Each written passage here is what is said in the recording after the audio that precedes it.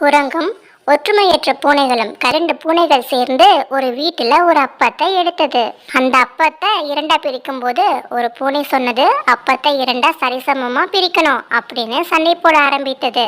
பின் இரண்டு பூனைகளும் சேர்ந்து அப்பத்தை வேற யார்கிட்டையாவது கொடுத்து சரிசமமா பிரிச்சுக்கலாம் அப்படின்னு முடிவெடுத்தன. அதனால இரண்டு பூனைகளும் அப்பத்தை சரிசமமா பிரிப்பதற்காக ஒரு குரங்கு கிட்ட சென்றன. குரங்கும் அப்பத்தை சரிசமமா பிரிக்க அப்பத்தை இரண்டா வெட்டி தராசின் ஒவ்வொரு தட்டிலும் ஒவ்வொரு துண்டை வைத்து நிறுத்து பார்த்தது. தராசின் ஒரு தட்டு மட்டும் கீழே இறங்கி இருந்தது. அப்போது குரங்கு அந்த தட்டில் இருந்த அப்பத்துண்டை எடுத்து ஒரு கடி கடித்து விட்டு தட்டில் போட்டது. இப்போ மற்றொரு பக்கம் இருந்த அப்பம் கீழே இறங்கியது. உடனே குரங்கு அந்த தட்டில் இருந்த அப்பத்தையும் எடுத்து கடித்து விட்டு தட்டில் போட்டது. இப்படியே தட்டுக்கள் ரெண்டும் மாறி மாறி இறங்கிக்கிட்டே இருந்துச்சு. குரங்கும் அப்பத்துண்டுகளை மாறி மாறி சாப்பிட்டு கொண்டே இருந்தது. அப்பம் குறைவதை பார்த்த பூனைகள் தங்கள் தவற உணர்ந்தன. அப்பத்தை பிரிக்க வேணாம், நாங்களே பார்த்துக்கிறோம், மீதி உள்ள அப்பத்தை கொடுன்னு குரங்கு கிட்ட கேட்டன. ஆனா குரங்கு மீதமுள்ள அப்பம் நான் இதுவரைக்கும் செஞ்ச வேலைக்கான கூலி அப்படின்னு சொல்லிட்டு அந்த அப்பத்தையும் வாய்க்குள்ள போட்டுக்கிடுச்சு. ஒற்றுமையற்ற பூனைகள் ஏமாந்து கவலையோட திரும்பி சென்றன. ஓநாயும் கொக்கும். ஒரு அடர்ந்த காடு இருந்தது. அந்த காட்டுல ஒரு ஓநாய் வாழ்ந்துட்டு வந்துச்சு. அந்த ஓநாய் ஒரு நாள் ஓடையில இரண்டு மீன்களை பிடித்தது. அந்த இரண்டு மீன்களையும் தன்னோட குகை பக்கத்துல வச்சு நல்லா ருசிச்சு சாப்பிட்டது. அது தன்னோட உணவை யார் கூடயும் பங்கு போட விரும்பாது. வேக வேகமா தன்னோட உணவை சாப்பிட்டது. வேக வேகமா சாப்பிட்டதால மீனோட முள் ஓநாயின் தொண்டைக்குள்ள சிக்கிக்கிருச்சு. ஓநாயோ அவதிக்குள்ளானது. இருமி இருமி பார்த்தது, கனைத்து பார்த்தது, துப்பியும் பார்த்தது. ஆனாலும் முள்ளு கொஞ்சம் கூட நகரவே இல்லை. இந்த முள்ளை வெளியே எடுக்க முடியாததால தன்னால இனிமே எதுவுமே சாப்பிட முடியாததால பட்டினி கிடந்து தான் இறந்து விடுவோமோன்னு அந்த ஓநாய் ரொம்பவும் கவலைப்பட்டது.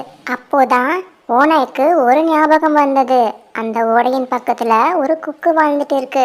அந்த கொக்கோட அலகுகள் ரொம்பவும் நீளமா இருக்கிறதால அந்த கொக்கால கண்டிப்பா இந்த மீன் முள்ளை எடுக்க முடியும் அப்படின்னு நரி நம்புச்சு. உடனே கொக்கை தேடி ஓடியது. கொக்கிடம் ஓநாய், கொக்கே கொக்கே, என்னுடைய தொண்டையில் ஒரு மீன் முள்ளு சிக்கிக்கிருச்சு, அதை எப்படியாவது எடுத்து விடு, நீ என்ன கேட்டாலும் உனக்கு நான் தரேன், தயவு செஞ்சு இந்த முள்ளை எடுத்து விடு அப்படின்னு கொக்கிடம் கெஞ்சியது ஓநாய். ஓநாயின் நிலையை பார்த்து இறக்கப்பட்ட கொக்கு தன் அழகால் ஓநாயின் தொண்டையில் சிக்கியிருந்த முள்ளை வெளியே எடுத்தது.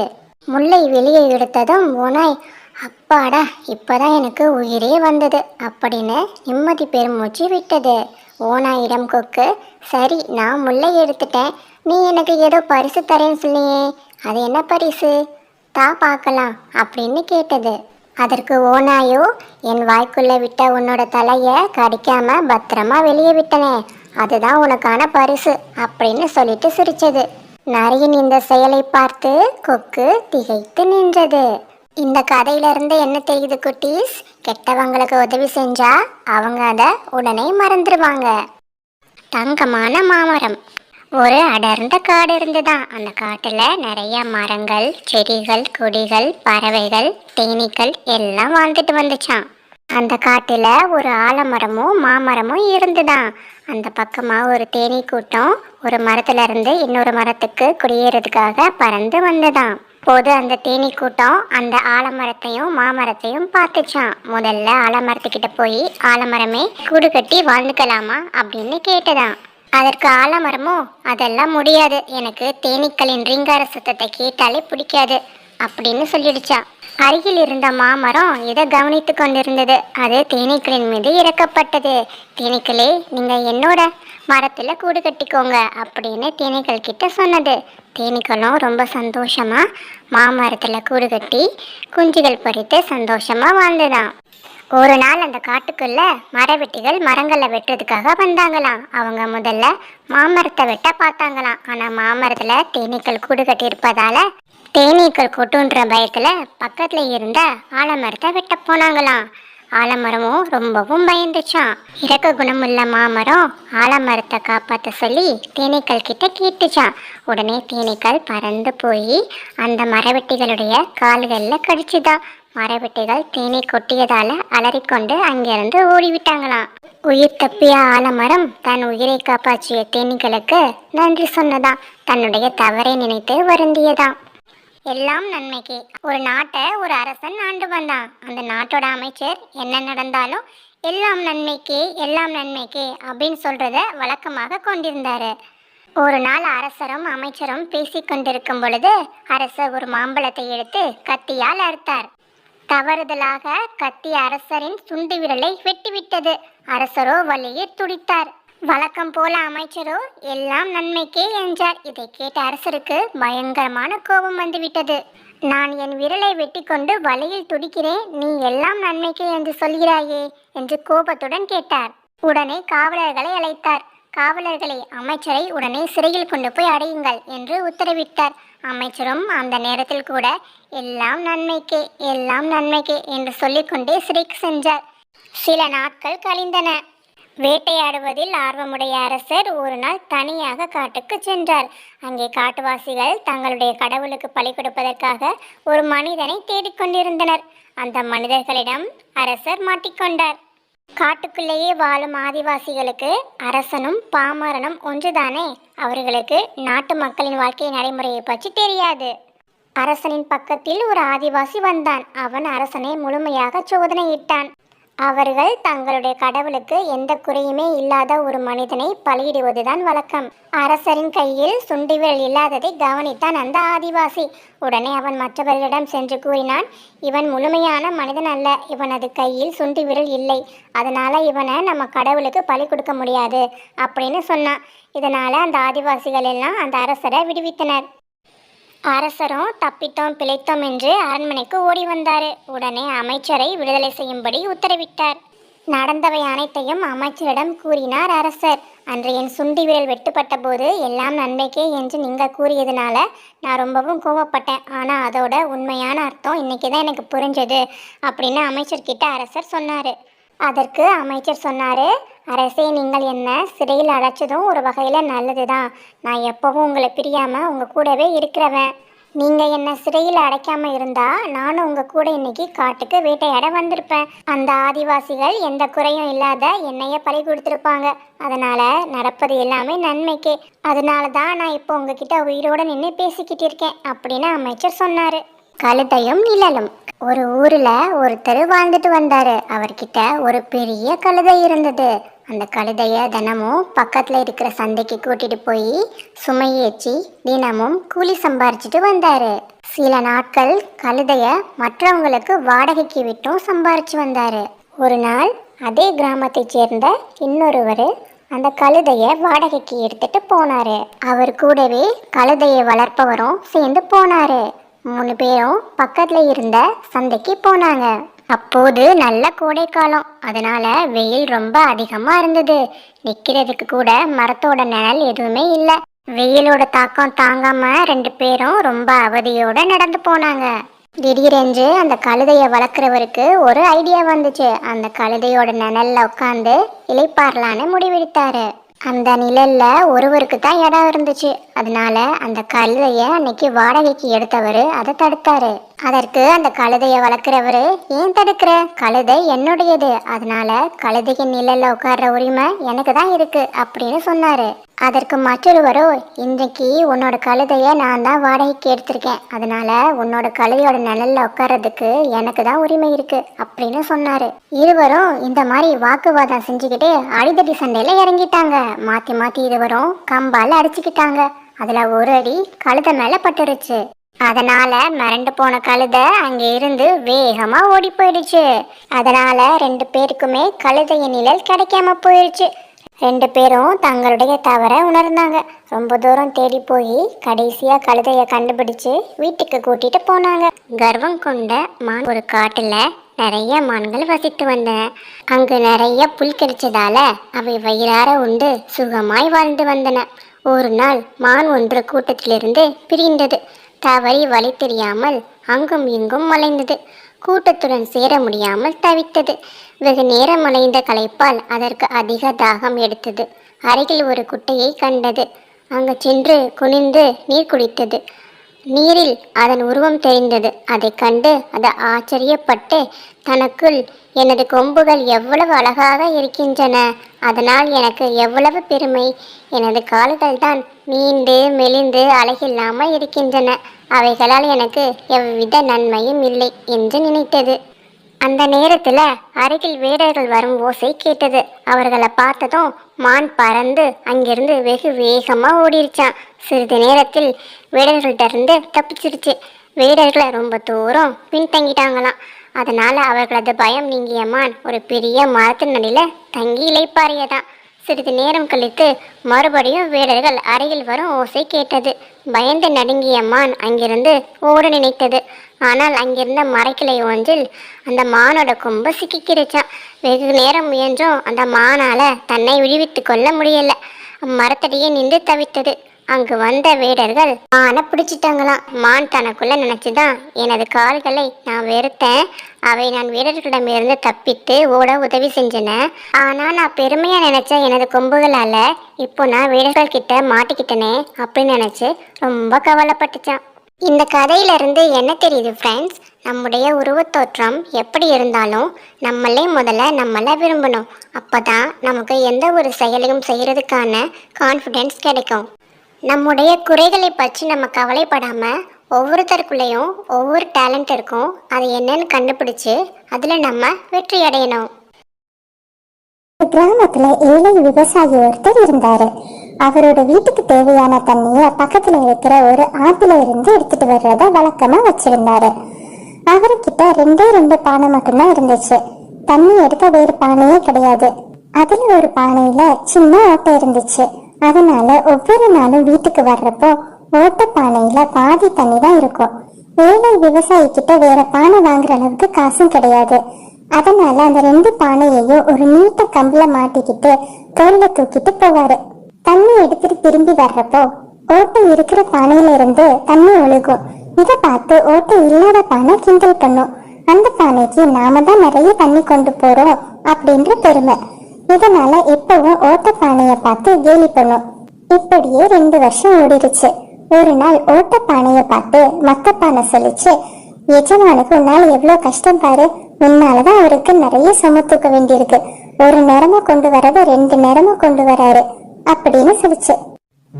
அதுக்கு மேலையும் பொறுத்துக்க முடியாத ஓட்டப்பானை அதோட எஜமான பார்த்து, ஐயா, என்னோட குறைய நினைச்சு எனக்கே ரொம்ப சங்கடமா இருக்கு. நீங்க கஷ்டப்பட்டு எடுத்துட்டு வர தண்ணியெல்லாம் நான் வழியெல்லாம் கொட்டிக்கிட்டே வரேன். அதனால உங்களுக்கும் டபுள் விலையா இருக்கும். ப்ளீஸ் ஏதாவது வச்சு ஓட்டையை அடைச்சு விடுங்க. அதுக்கப்புறம் முழு தண்ணியையும் சிந்தாம செதறாம கொண்டு வந்து தரேன் அப்படின்னு சொல்லிச்சு. அதுக்கு அதோட எஜமான், பானையே, நீ வர்ற வழியில பூச்செடி பூத்து குலுங்குதே பாத்தியா அப்படின்னு கேட்டார். ஆமா ஐயா, சூப்பரா இருக்கு.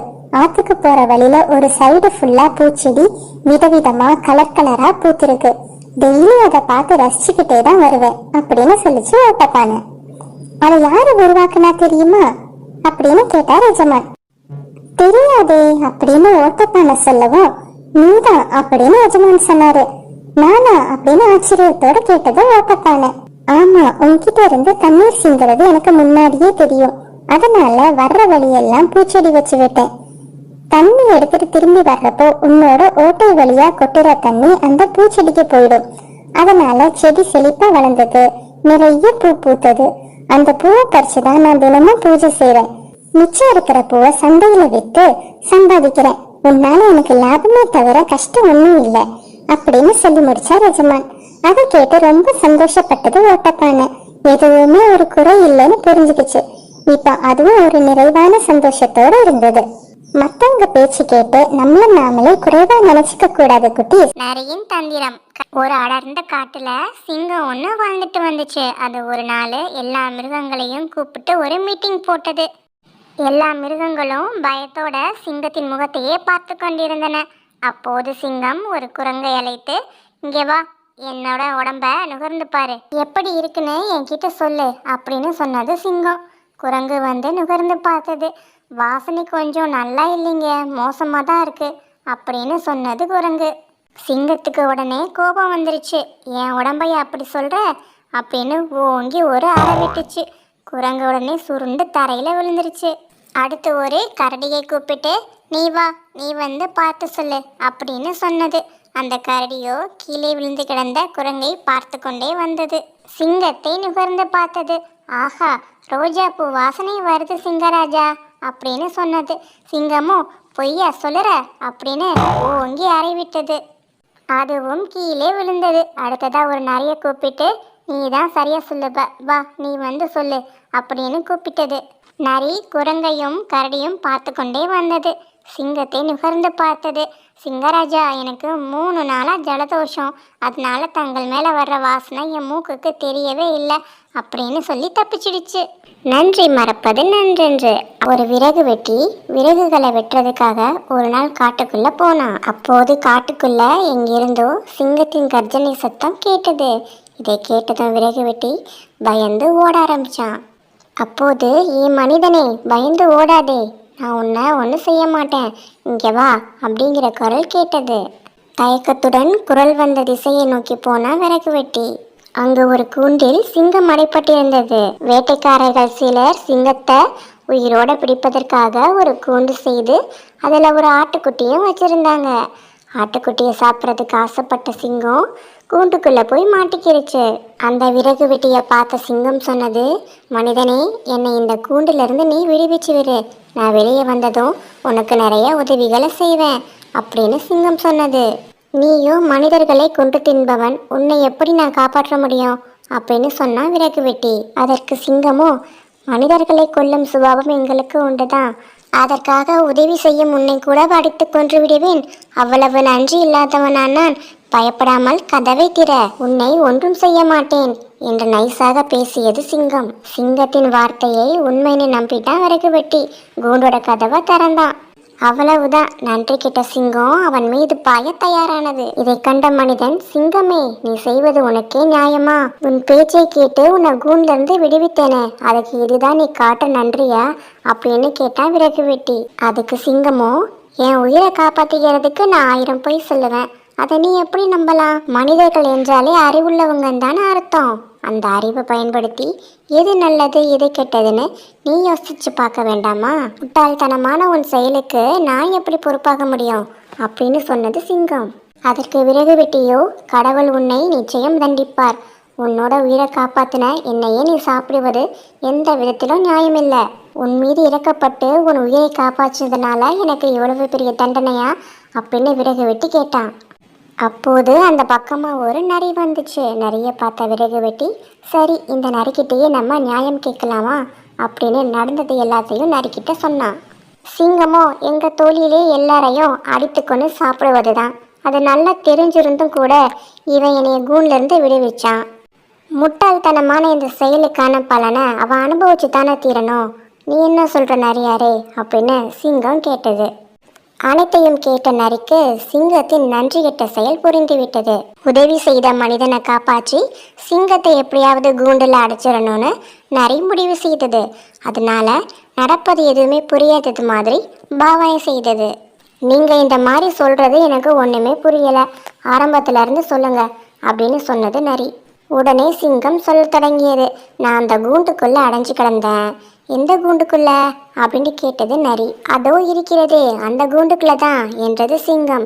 எப்படி அடைஞ்சு கிடந்தீங்க அப்படின்னு கேட்டது நரி. சிங்கம் உடனே விடு விடுவென்று கூண்டுக்குள் சென்றது.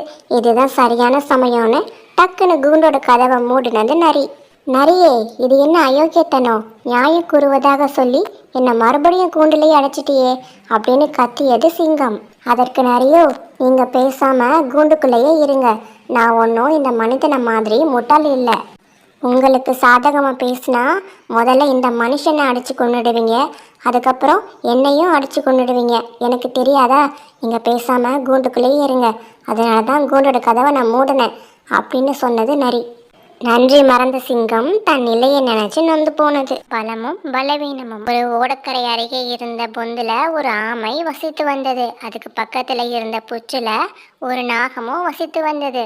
ஆமையும் நாகமும் நல்ல நண்பர்கள். 2 பேரும் சேர்ந்தே இறை தேட போவதும் சேர்ந்தே வீட்டுக்கு திரும்புவதும் இந்த மாதிரி இருந்தன.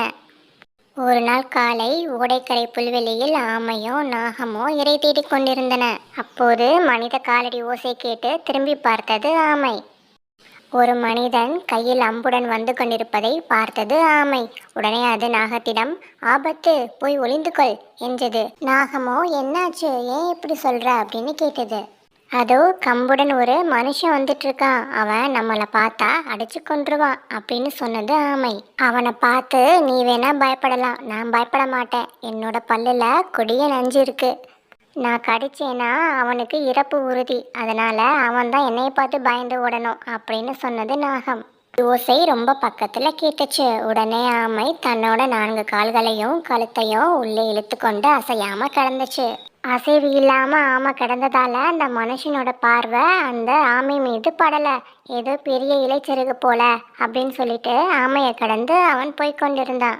மெதுவாக தலையை வெளியே நீட்டி பார்த்தது ஆமை. அந்த மனிதன் நாகத்தை நோக்கி சென்றான். அருகே வந்த அந்த மனிதனை கண்ட நாகம் சீறிக்கொண்டே தலையை உயர்த்தி படம் எடுத்து நின்றது. அதை பார்த்ததும் தன்னோட கையில இருந்த கம்பால அந்த நாகத்தை அடிச்சான். நாகத்தோட தலையில அந்த அடி பலமா விழுந்தது. ஐயோ என்று அலறிக்கொண்டே கோரை புற்களுக்கு நடுவே புகுந்து ஊர்ந்து போனது நாகம்.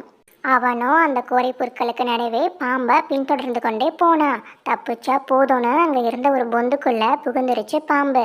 நாகம் எங்க போனதுன்னு தெரியாம ரொம்ப நேரம் தேடி அழுத்து போன அந்த மனுஷன் திரும்பி போயிட்டான்.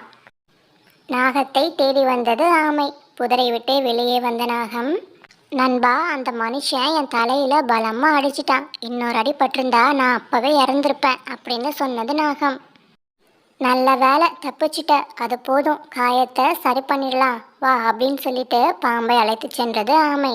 1 மாதத்திற்கு பிறகு வழக்கம் போல புல்வெளியில் ஆமையும் நாகமும் இலை தேடிக் கொண்டிருந்தன.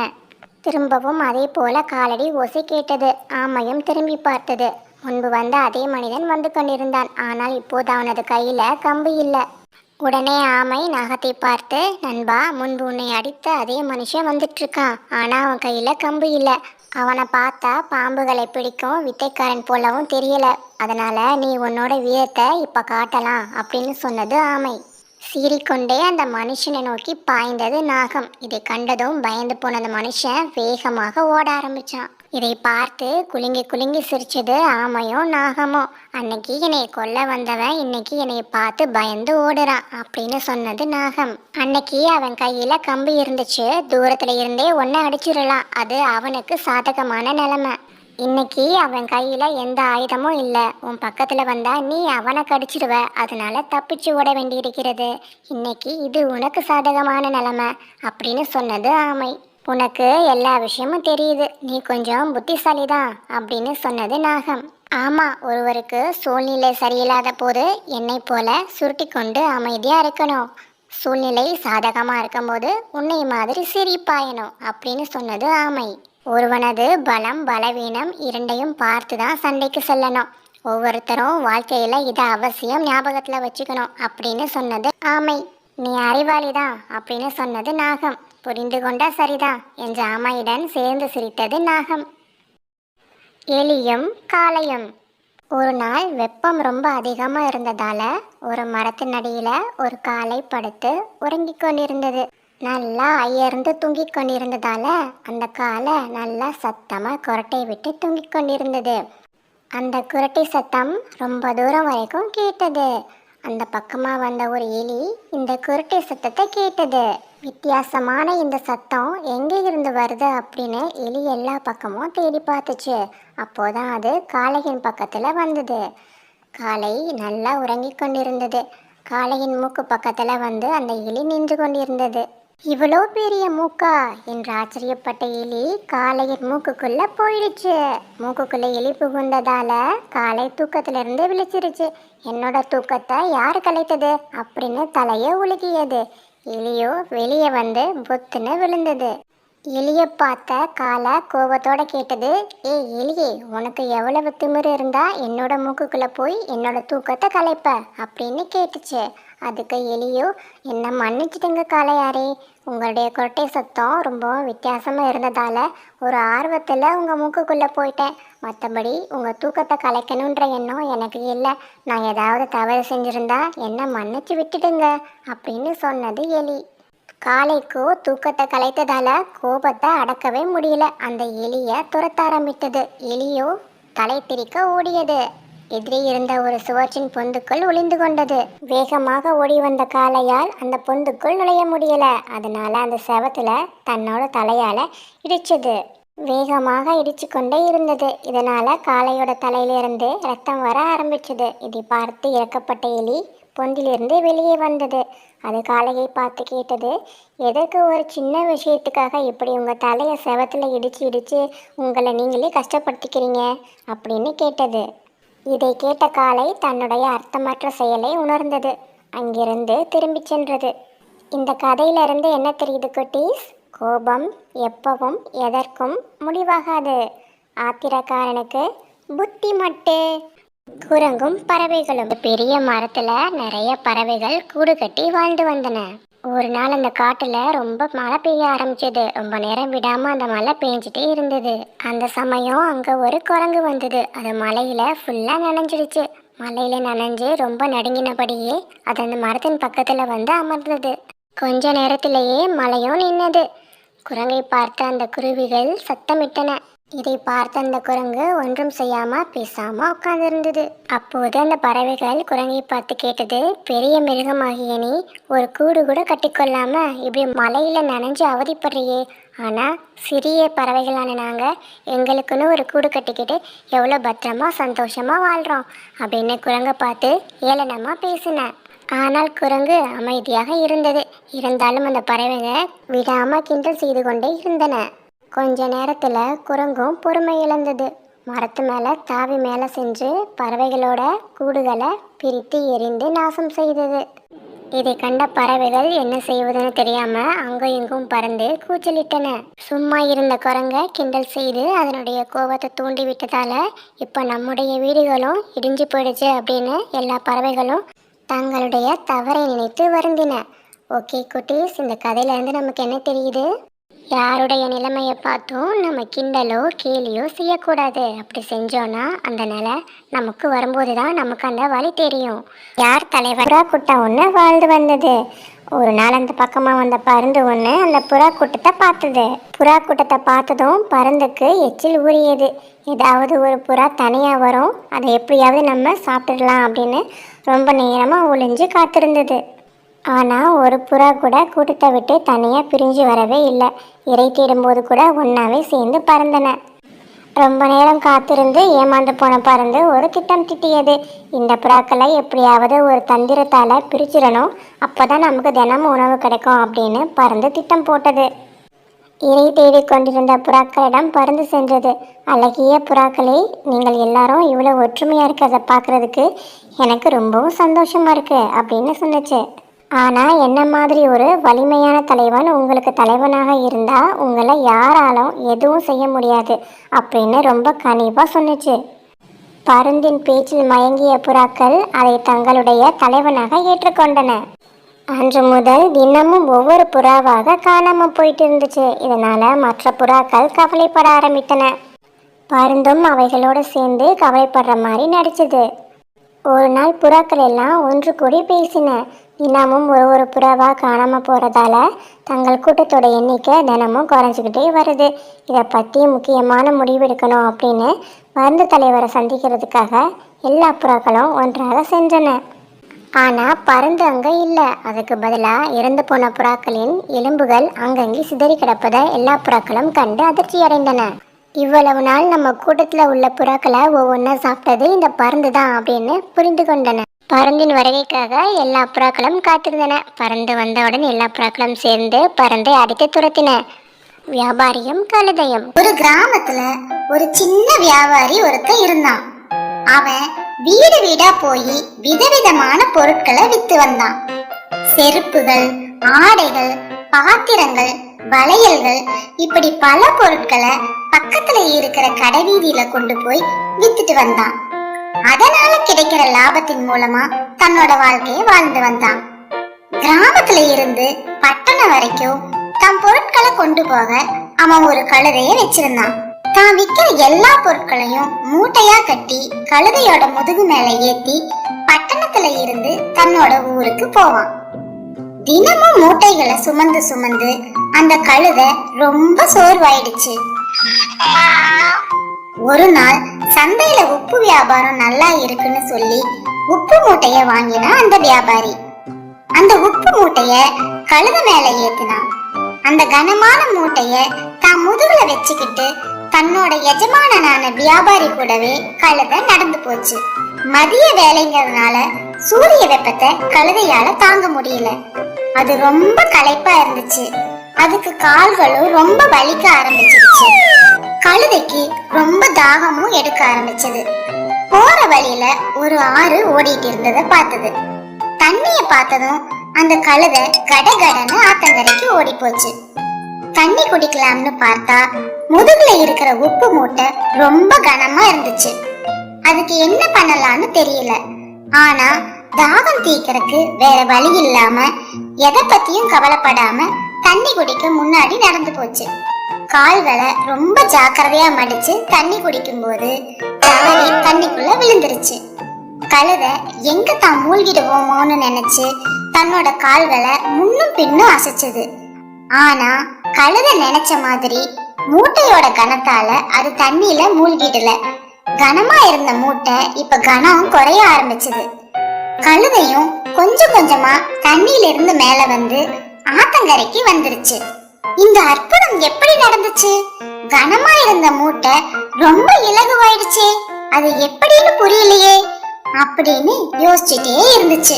அந்த கழுதைக்கு தண்ணியில உப்பு கரையுங்கிற விஷயமே தெரியல. ஆனா இந்த ஆற்றுல ஏதோ ஒரு மாய சக்தி இருக்கு அப்படின்னு நினைச்சது. அந்த மாய சக்தி தான் தன்னோட உயிரை காப்பாற்றியது அப்படின்னு நினைச்சது. அதனால ஆத்துக்கு மனசார நன்றி சொல்லுச்சு அந்த கழுதை. அந்த மூட்டை மட்டும் லேசாகலைனா அப்பவே நான் தண்ணியில மூழ்கி செத்திருப்பேன் அப்படின்னு நினைச்சது. இந்த ஆற்றாலதான் தான் உயிரோட இருக்கோம்னு கழுதை நினைச்சது. அதுக்கு பிறகு ஒரு நாள் அந்த வியாபாரி சந்தையில இருந்து ஆடைகளை வாங்கினான். அந்த ஆடைகளை மூட்டையா கட்டி கழுதையோட முதுகுல ஏத்திட்டு தன்னோட ஊருக்கு போனான். இதுக்கு முன்னாடி உப்பு மூட்டைகளை வாங்கி அதுல பெரிய நஷ்டம் அடைஞ்சிட்டோம். இப்ப இந்த ஆடைகளை விற்று நல்ல லாபம் சம்பாதிச்சு அந்த நஷ்டத்தை ஈடு செஞ்சிடணும் அப்படின்னு நினைச்சுக்கிட்டே வியாபாரி ஊரை நோக்கி நடந்து போனான். கழுதையும் அவன் கூடவே நடந்து போச்சு. ஆனா இந்த தடவையும் கழுதைக்கு பாரம் அதிகமாவே இருந்துச்சு. கனம் தாங்காம கழுதைக்கு திரும்பவும் சோர்வும் கால்வலியும் வந்துருச்சு. தண்ணீர் தாகமும் எடுக்க ஆரம்பிச்சது. தாகம் தீர்க்க அந்த ஆறு வருமானு எதிர்பார்த்து நடந்து போய்கிட்டே இருந்துச்சு. அதே சமயம் அதே ஆற்றை பார்த்து மிகுந்த சந்தோஷத்தோட ஓடி போச்சு. இந்த ஆறு மறுபடியும் ஏதாவது உதவி செய்யுமான்னு பார்க்க கழுதை அந்த ஆற்றுல குதிச்சுது. இந்த தடவை தன் மேல இருக்கிற மூட்டையோட பாரம் குறையுங்கிற எண்ணத்துல கழுதை நீச்சல் அடிக்க ஆரம்பிச்சது. ஆனா இந்த தடவை பாரம் அதிகமா தான் ஆச்சு. இதுக்கு முன்னாடி உப்பு மூட்டைங்கிறதுனால உப்பு தண்ணியில கரைஞ்சு பாரம் குறைஞ்சது. ஆனா இப்ப துணி மூட்டைங்கிறதுனால துணி எல்லாம் நனைஞ்சு பாரம் அதிகமாயிடுச்சு. பாரம் தாங்க முடியாத கழுதை இந்த தடவை தண்ணீர்ல மூழ்கிடுவோம் அப்படின்னு நினைச்சு கத்த ஆரம்பிச்சது. அத பார்த்த வியாபாரி தண்ணீரை பிடிச்சு கழுதைய காப்பாற்றினான். அதுக்கப்புறம் அந்த நாள் முழுவதும் கழுதை நடந்ததையே நினைச்சு வருத்தமாவே இருந்தது. இனி ஒரு நாளும் அந்த ஆற்றின் பக்கம் போகவே கூடாதுன்னு நினைச்சது. அதனால வேலை பளு அதிகமா இருக்குன்னு நினைச்சு வேற வழியை தேடக்கூடாதுன்னு, அதனால நமக்கு நஷ்டம்தான் ஏற்படும்னு நினைச்சது அந்த கழுதை. பாகம் செய்த திருட்டு. ஒரு வீட்டுல நாய் ஒன்றை வளர்த்து வந்தாங்க. அந்த நாய் அருகில் இருந்த மரத்துல குடியிருந்த ஒரு காகத்தோட ஃப்ரெண்ட்ஸா இருந்ததான். ஒரு நாள் காகம் கவலையோட இருந்துச்சு. இதை கண்ட நாய்க்குட்டி காகத்திடம் போய், ஏன் காக்கையே நீ ரொம்ப சோகமா இருக்க, ஒன்றும் பேசாம வருத்தமா இருக்கியே அப்படின்னு கேட்டுச்சான்.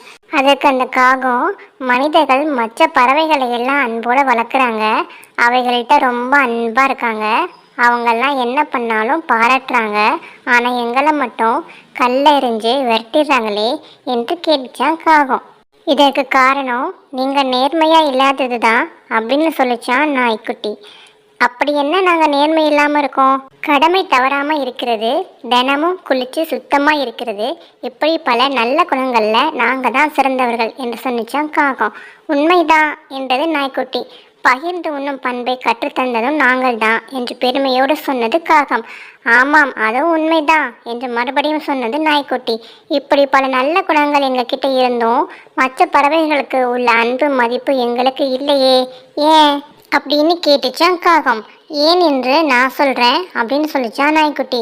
உங்களிடம் எவ்வளோ நல்ல குணங்கள் இருந்தாலும் நேர்மை இல்லாததால மனிதர்களுக்கு உங்களை பிடிக்கல அப்படின்னு சொல்லிச்சான் நாய்க்குட்டி. அப்படி என்ன நாங்கள் நேர்மை இல்லாமல் இருக்கோம் அப்படின்னு கேட்டுச்சான் காகம். மனிதர்கள்கிட்ட இருந்து உணவுப் பொருட்களை திருடுவது அப்படின்னு சொன்னிச்சான் நாய்க்குட்டி. அதை கேட்டு காகம் வெட்கி தலை குனிந்ததான். இந்த கதையிலிருந்து நமக்கு என்ன தெரியுது ஃப்ரெண்ட்ஸ்? ஒருவரிடம் எவ்வளோதான் நல்ல பண்புகள் இருந்தாலும் அவருடைய நேர்மையின்மையால் அவருடைய அத்தனை நல்ல பண்புகளும் மறைஞ்சு போய் அவருடைய கெட்ட பண்புகள் மட்டுமே எல்லாருக்கும் முதல்ல நினைவுக்கு வரும். அதனால கெட்ட செயல்களை நம்ம எப்போவுமே செய்யக்கூடாது, நல்ல செயல்களை மட்டுமே நம்ம செய்ய பழகிக்கணும். இதனால எல்லாருடைய நன்மதிப்பையும் நம்ம பெறலாம். புலித்தோல் போர்த்திய கழுதை. ஒரு சலவை தொழிலாளி வாழ்ந்துட்டு வந்தாரு. அவர்கிட்ட ஒரு கழுதை ஒன்றும் இருந்தது. அவர் மிகவும் வறுமையில இருந்ததால அந்த கழுதைக்கு தேவையான தீவனத்தை அவரால் கொடுக்க முடியல. வயிறார புல் மேய்வதற்கும் மேய்ச்சல் நிலமும் அங்க இல்லை. இந்த காரணத்தால் கழுதை நாளுக்கு நாள் மெலிந்து கொண்டே வந்தது. சலவை தொழிலாளியும் கழுதையோட இந்த நிலைமையை பார்த்து ரொம்பவும் கவலைப்பட்டாரு. ஒரு நாள் சலவை தொழிலாளி காட்டு வழியா நடந்து கொண்டு வந்திருந்தாரு. அப்போ அங்க ஒரு புலி ஒன்று இறந்து கிடப்பதை பார்த்தாரு. அதை கண்டதும் சலவை தொழிலாளிக்கு ஒரு யோசனை தோன்றியது. இந்த புலியின் தோலை உரித்து கழுதையின் மேல் போர்த்திவிட்டு நெல் வயல்களில் விட்டு மேய விட்டா உண்மையாகவே புலிதான் மேயுதுன்னு நினைச்சிட்டு வயலுக்கு சொந்தக்காரங்க பேசாம இருந்துருவாங்க, கழுதையும் வயிறார சாப்பிடும் அப்படின்னு அவரு நினைச்சாரு. புலித்தோலை உரித்து எடுத்துக்கொண்டு வீட்டுக்கு போனாரு. மறுநாள் கழுதை மீது புலித்தோலை போர்த்தி விளைந்திருந்த வயல்களின் பக்கம் கழுதைய போக செய்தாரு. கழுதையும் மிகவும் ஆர்வத்தோடு சென்று விளைந்திருந்த பயிர்களை எல்லாம் கடித்து சாப்பிட ஆரம்பித்தது. வயலின் உரிமையாளர்களோ வயலுக்குள் புலி நிற்பதாக நினைச்சு வயல் பக்கமே வர பயந்து தள்ளி நின்று பார்த்துட்டு இருந்தாங்க. இதுவே தினமும் வாடிக்கையானது. அந்த கழுதைக்காரரு தினமும் புலித்தோலை போட்டி கழுதைய வயலுக்குள்ள விடுறதும் கழுதை நல்ல பயிர்களை சாப்பிடுவதும் வயலின் உரிமையாளர்கள் புலி தினமும் வயலுக்கு வந்து செல்வதாகவும் நினைச்சு பயந்துட்டு இருந்தாங்க. தினமும் பயிர்களை நல்லா சாப்பிட்ட கழுதை கொஞ்ச நாள்லயே நல்லா குண்டாயிடுச்சு.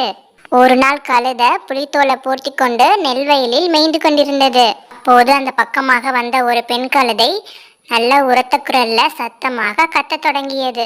அதை கேட்ட புலித்தோல் போர்த்திய ஆண் கழுதை பெண் கழுதையின் குரலை கேட்டதும் உற்சாகமடைந்து தானும் உரத்த குரல் எழுப்பி கத்த தொடங்கிவிட்டது.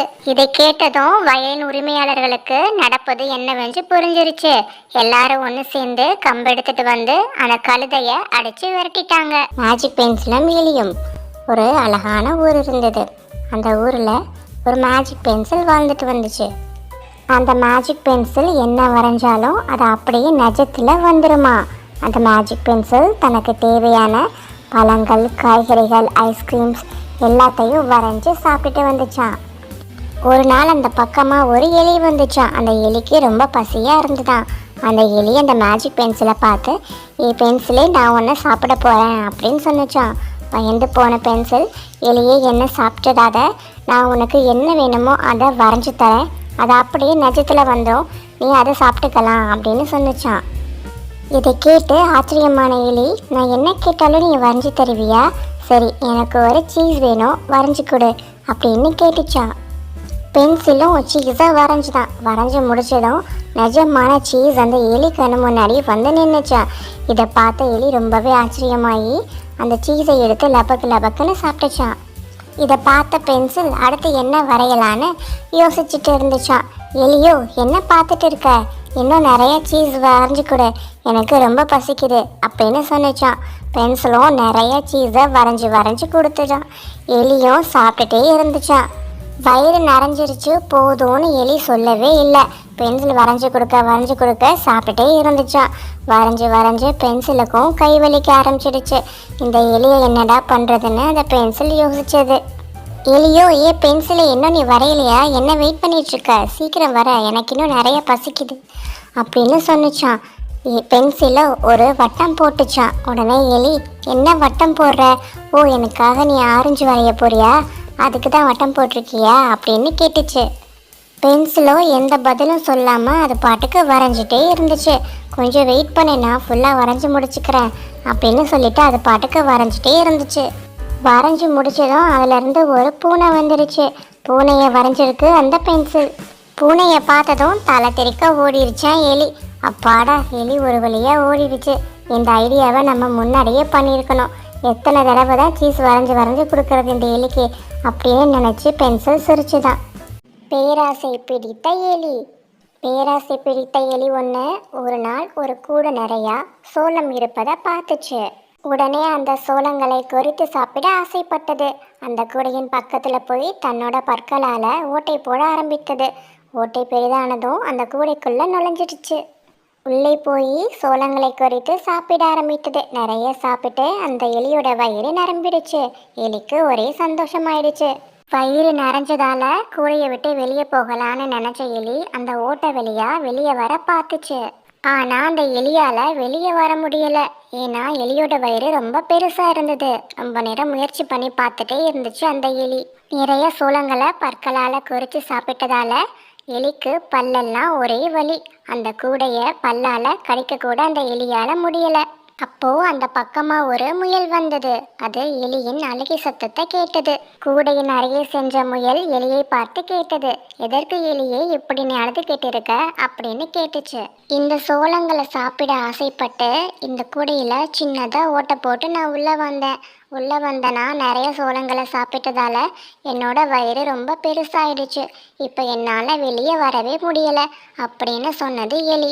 அதற்கு முயலோ, நிறைய சாப்பிட்டு பெருசான உன்னோட வயிறு அந்த சோளமெல்லாம் ஜீரணமாயிடுச்சுன்னா சின்னதாயிடும் அப்படின்னு சொல்லிட்டு அங்கிருந்து ஓடிடுச்சு.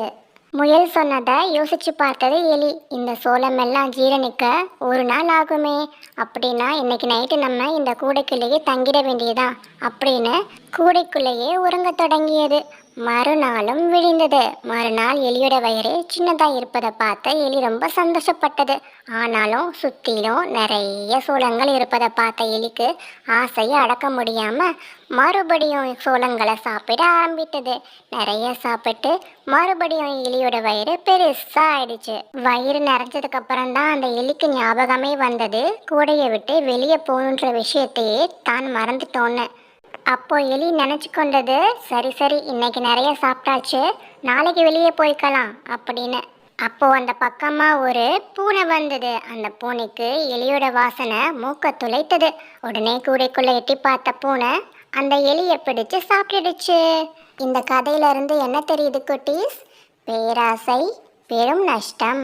மூளை இல்லாத கழுதை. ஒரு அடர்ந்த காட்டுல சிங்கம் ஒன்று வாழ்ந்து வந்தது. அதே இடத்துல ஒரு குள்ளநரியும் வாழ்ந்து வந்துச்சு.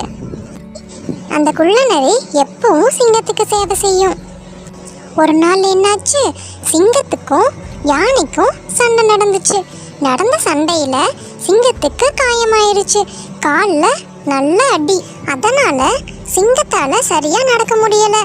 அதால எந்த ஒரு விலங்கையும் வேட்டையாட முடியல. ஒரு நாள் சிங்கம் குள்ளநரி கிட்ட சொல்லுச்சு, குள்ளநரி, நான் ரொம்ப நாளாவே ரொம்ப பசியில இருக்கேன். எனக்கு அந்த சண்டை நடந்ததுலேருந்து எதுவுமே சாப்பிட கிடைக்கல. என் காயம் குணமாகல.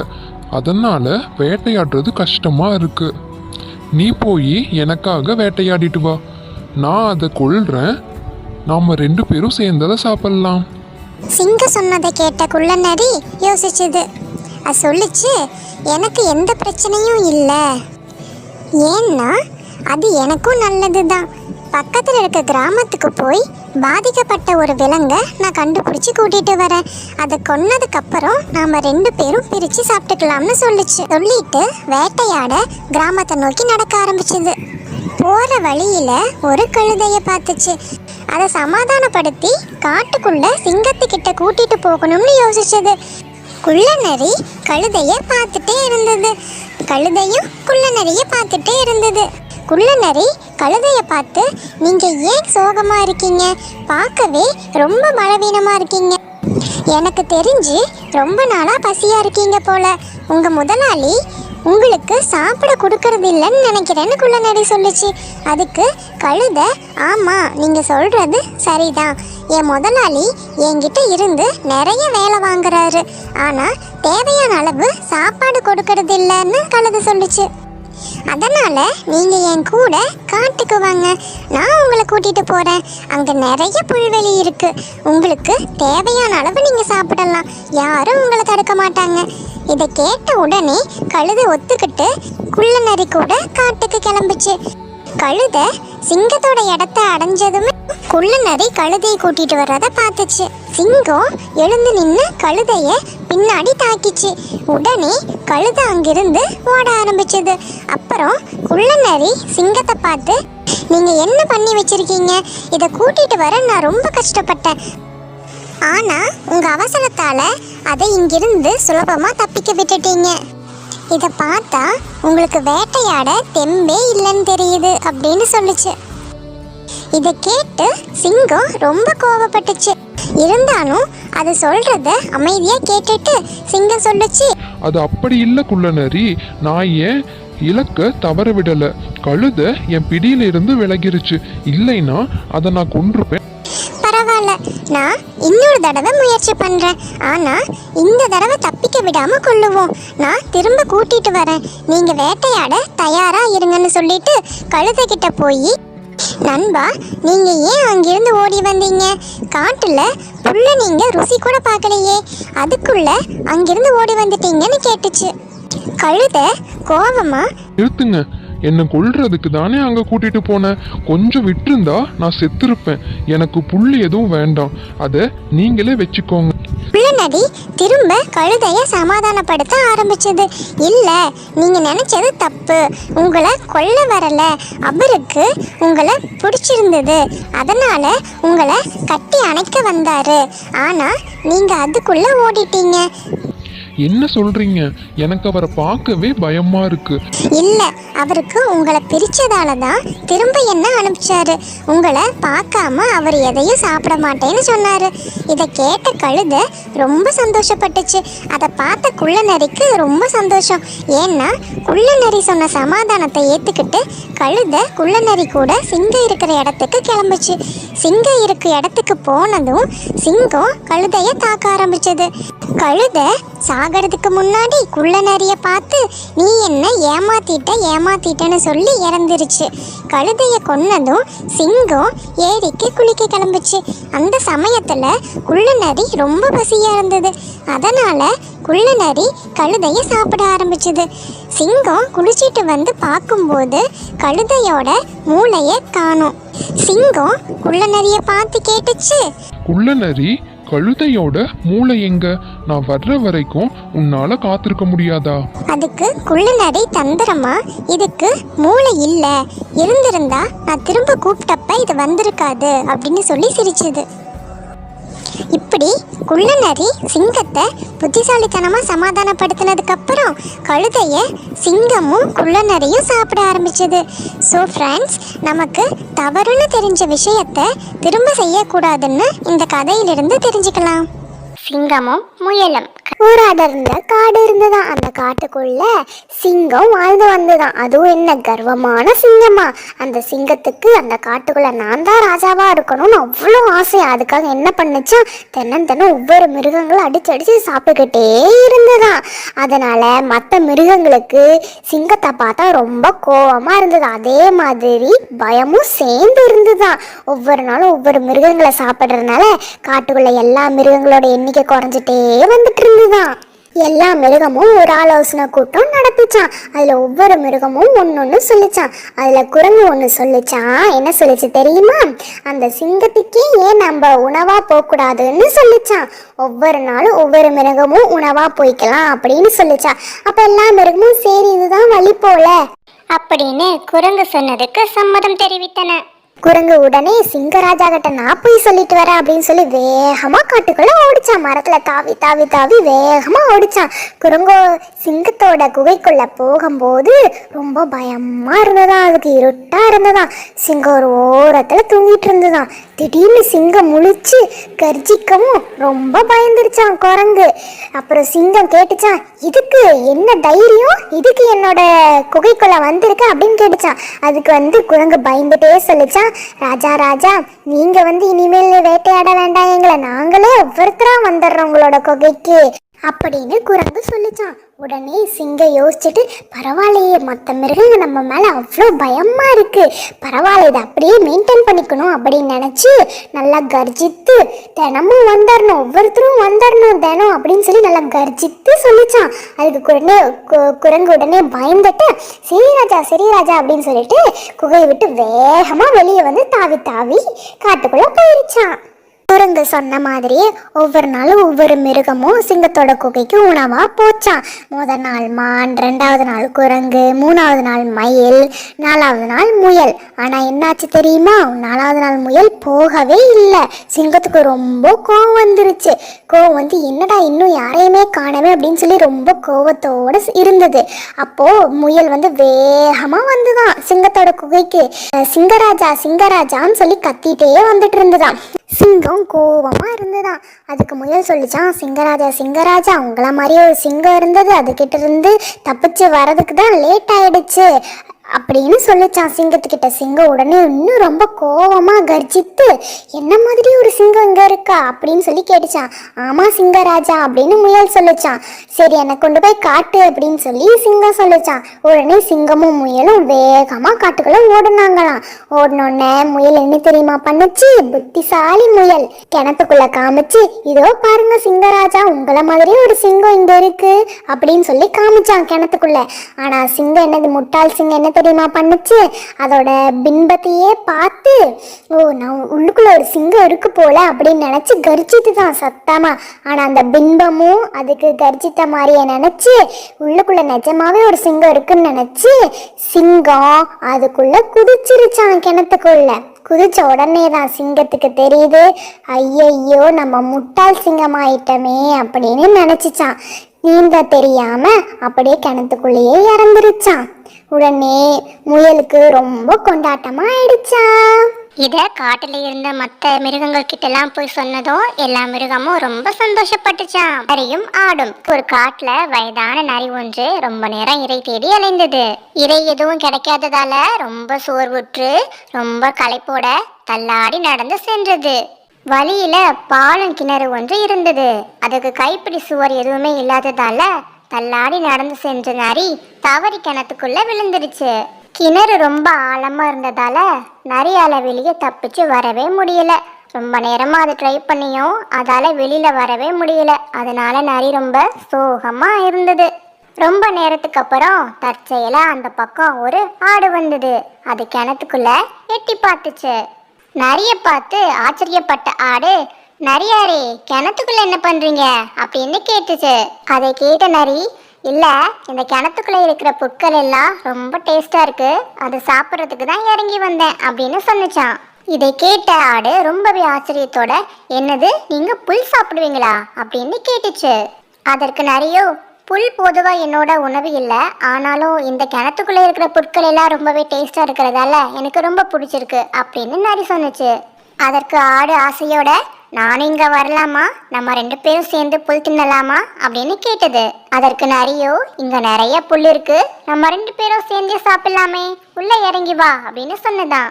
ஆடு சிறிதும் யோசிக்காம கிணத்துக்குள்ள தாவி குதிச்சுது. சமயம் பார்த்து காத்திருந்த நரியோ ஆட்டின் தலைமையில காலை வச்சு தாவி வெளியே குதிச்சு தப்பி ஓடிருச்சு.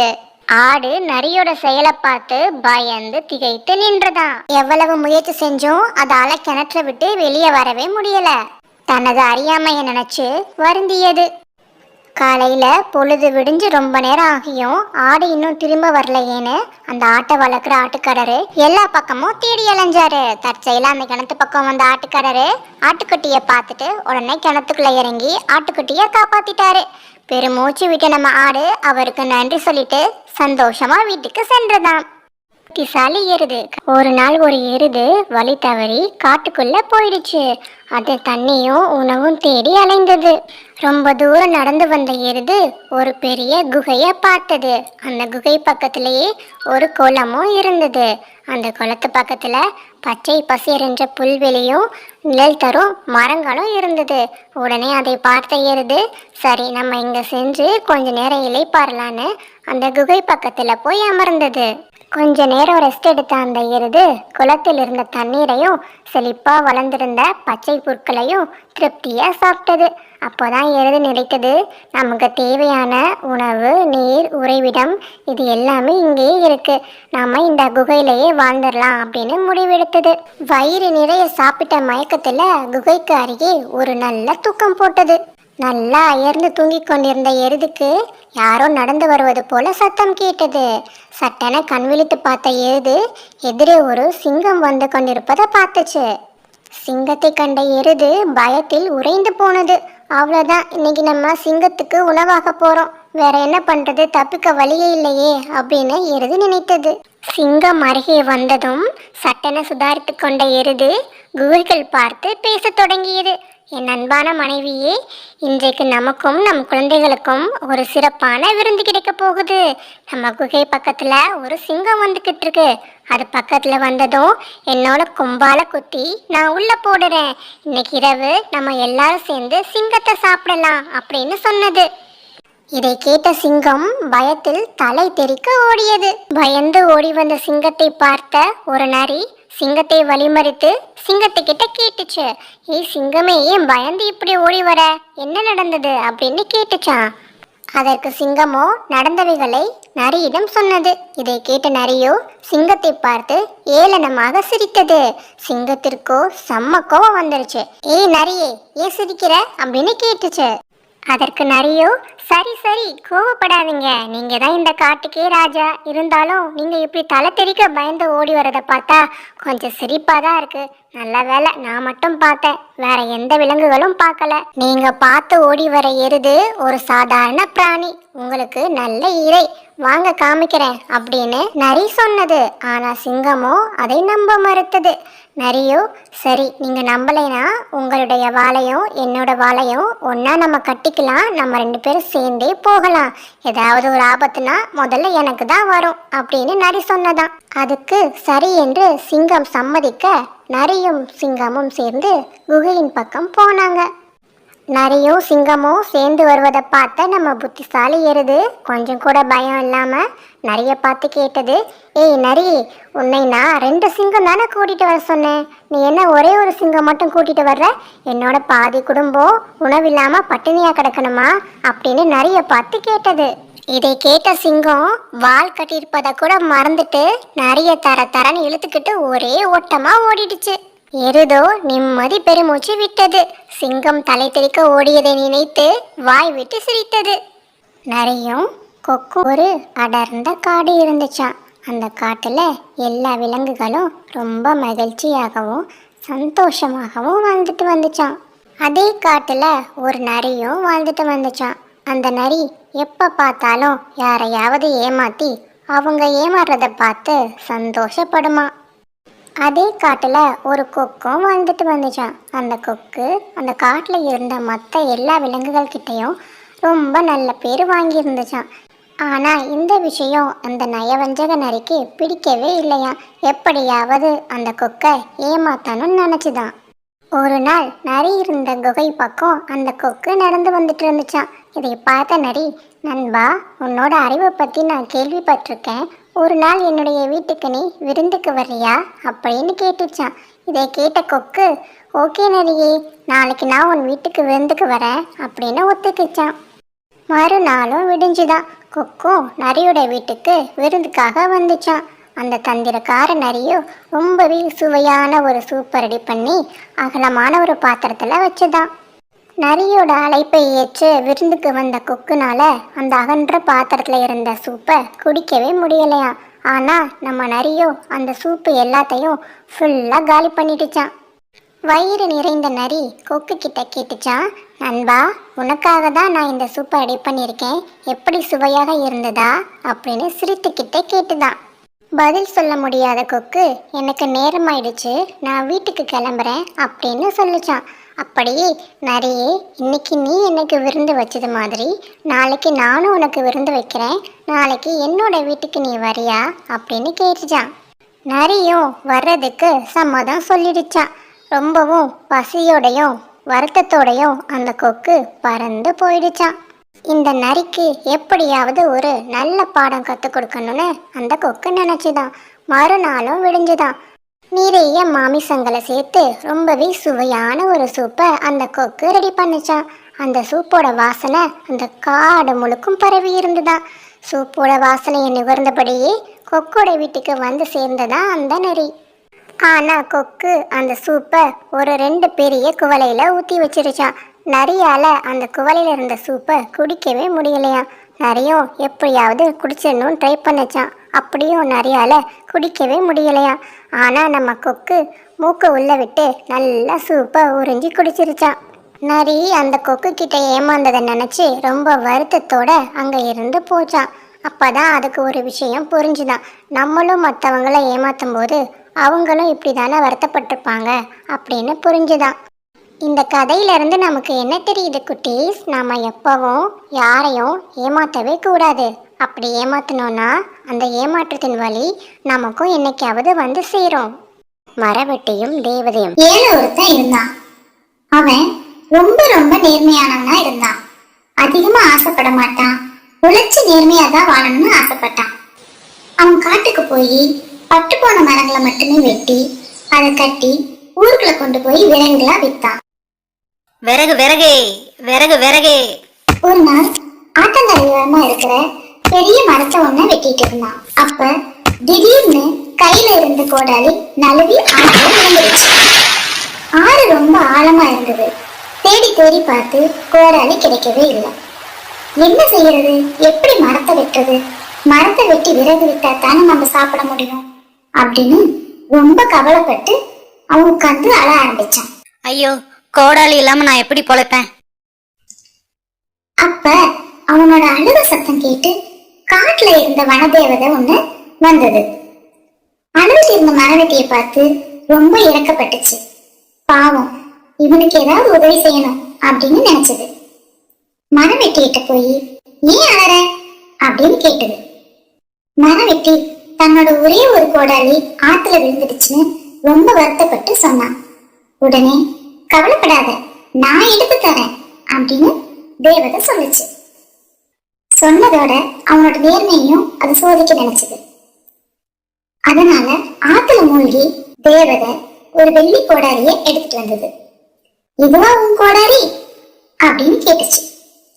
வெள்ளி கோடாலின்னதும் ஆசைப்பட்டு ஆமா அப்படின்னு சொல்லுவான்னு நினைச்சது.